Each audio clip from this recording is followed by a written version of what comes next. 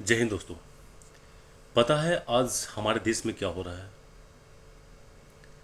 एक नेता को सारे विपक्षी दल मिलकर भेड़ियों की तरह उसे जलील कर रहा है। आप मेरी बात से तो एग्री नहीं होंगे, लेकिन मैं आपको हकीकत और आईना दिखाता हूँ।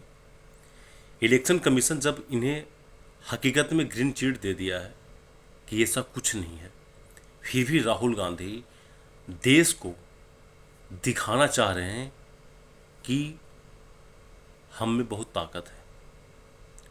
आप देख सकते होंगे कि, और आपको याद भी होगा कि वो टाइम याद कीजिए जब कांग्रेस के टाइम में हिंदुओं को 1% भी वैल्यू नहीं दिया जाता था।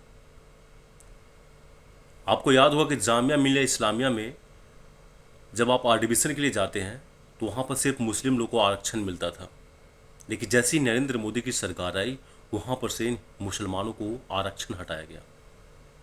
सिर्फ हिंदू को सिर्फ 2 से 3% आरक्षण था वहाँ पर, बाकी और 90 से 95% तक वहाँ पर मुस्लिम लोग का आरक्षण होता था जामिया मिलिया इस्लामिया में। और आज उस यूनिवर्सिटी का हाल देख लीजिए।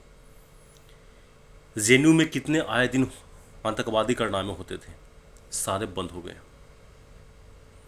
धारा 370 हटने का किसी ने ख्वाब तक नहीं सोचा था कि कश्मीर में धारा 370 हटेंगे आर्टिकल, लेकिन मोदी सरकार ने उसे भी हटाया। हम बात करते हैं, आपको देखिए किसान का हालात देश में कैसा था। आज किसान को हर महीने में किसान फसल बीमा योजना के तहत 6,000 रुपये अकाउंट में आता है। वृद्ध लोग का सैलरी 1,200 रुपये पर मंथ आता है। बीजेपी का नामा देखिए देश में कि देश में इतना इंफ्रास्ट्रक्चर है कि आप कभी दिल्ली मुंबई गुजरात घूम लो तो हर जगह आपको ऐसा प्रतीत होगा जैसे कि मैं कहीं विदेश में आया हूँ। आप पटना शहर कहीं ले लो आप। हमारे देश में आज सारे विपक्ष पार्टियां मिलकर नरेंद्र मोदी सरकार को घेरने पे तुली हुई है, उन्हें गलत साबित करने पे तुला हुआ है।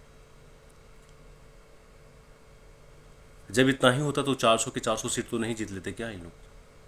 मैं आपको याद दिलाता हूँ कि जब कार सेवा के लोगों को डंडे बरसा बरसा के मुलायम सिंह यादव ने, समाजवादी पार्टी के उस टाइम मुख्यमंत्री था वो, उसने इतने हिंदुओं को कत्ल करवाया, इतना कत्ल करवाया कि अभी तक गुमनाम लिस्ट में नहीं।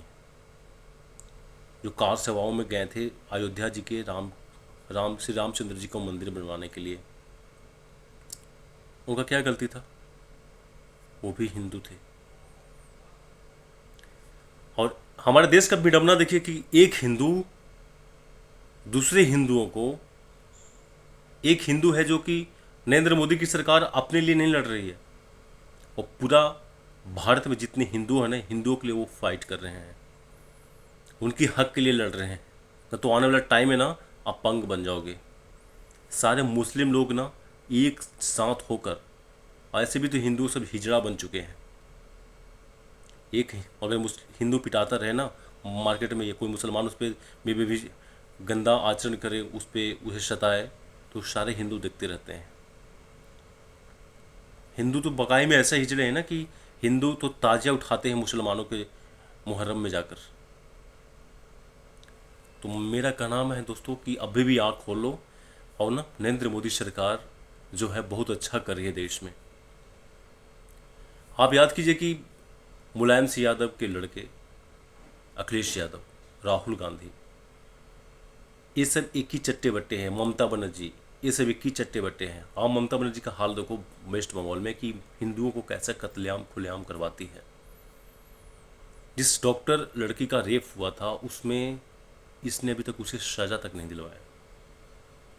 हिंदुओं को वहाँ पर चुन चुन को घरों पर मार के किया गया है, और वहाँ पर कत्लेआम किया जा रहा है। आप ऐसा प्रतीत करेंगे कि भारत देश में क्या हो गया है, और वहीं हिंदू उन नेताओं को पीछे झंडे लेकर और दौड़ रहे हैं। उनको समझ में आना चाहिए कि ये जो हिंदू है ना, ये हिंदू नहीं है, ये मुस्लिम के पैदाइश है। ये आप मरोगे ना तो एक आपके साथ नहीं देगा, आपको भूल जाएंगे। कभी आप इनका आवाज़ पे मिलने जाओ। और एक हिंदू जो है ना, मोदी सरकार, वो सारे हिंदुओं के पीछे मर रही है। और उनका तो अपना फैमिली है, ना बच्चे हैं, ना पत्नी है, उनको क्या टेंशन है, फिर भी वो मर रहे हैं। लेकिन अभी तक हिंदू जगह नहीं है, उन्हें सुन रहा है। एक ऐसा टाइम आएगा ना कि जिस दिन बीजेपी सरकार हट जाएगी भारत देश से ना, इन लोग हटाने की कोशिश में लगे वो, हाँ इसमें बीजेपी सरकार को हटाने में ना अमेरिका का सबसे बड़ा हाथ लग रहा, हाथ लगा हुआ वो डोनाल्ड ट्रंप सरकार की।